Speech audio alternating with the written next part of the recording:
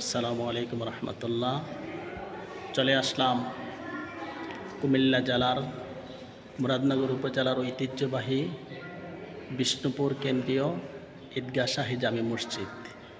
এই মসজিদটি 1928 সনে প্রতিষ্ঠিত হয়, আজ থেকে প্রায় 100 বছর আগে।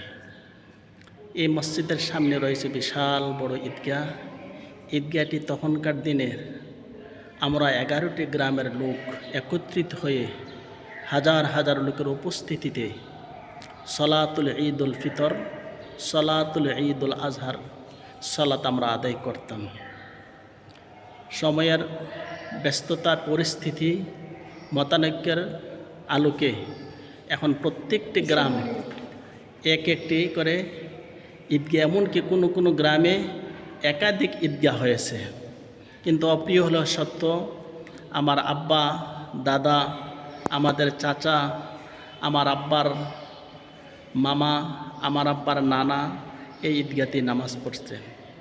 আমরা যখন ঈদগাহে সালাত পড়তাম তখন ঈদগাহের ইমাম ছিলেন সোনাকান্দার প্রতিষ্ঠাতা পীর আলহাজ আব্দুর রহমান হানাফি সাহেবের প্রথম এবং প্রধান খলিফা মাওলানা মোহাম্মদ আলী আকবর সাহেব। উনি আজকে দুনিয়াতে নাই। এরপর উনার মৃত্যুর পরেই দ্বন্দ্ব বিদ্বন্দ্ব মতানৈক্যের সৃষ্টি হয়। তারপরেই ঈদগাহটি কয়েকটি খণ্ডে ভাগ হয়ে প্রত্যেকটি এলাকা কয়েকটি করে ঈদগাহ প্রতিষ্ঠিত হয়। আমরা দোয়া করছি আল্লাহ পাক সকলকে মাফ করুক, সকলকে আল্লাহ ক্ষমা করুন। আবারও দেখা হবে। আসসালামু আলাইকুম।